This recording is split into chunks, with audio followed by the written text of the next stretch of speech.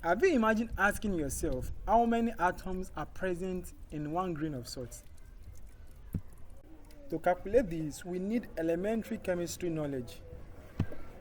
Firstly, we need to know 2 things before we can proceed. The chemical composition of 1 grain of salt and the mass of 1 grain of salt. The chemical composition of salt is NaCl.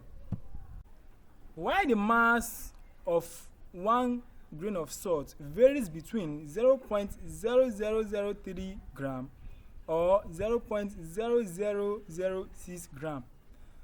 However, let's use 0.0003 gram. The next step is to calculate number of moles, which simply means how many sodium chloride can we get from the mass of 1 grain of salt. Hence, we are using the formula of moles equals to mass all over molar mass.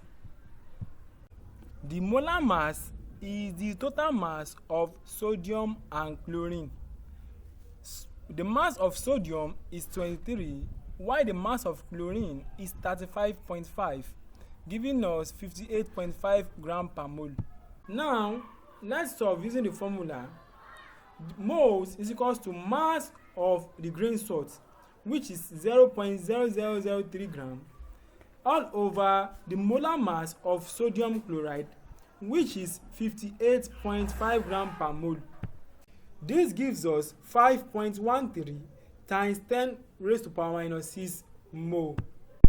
This simply means that tiny amount of sodium chloride make 1 grain of table salt. This brings us to the first question. How many atoms are present in 1 grain of salt?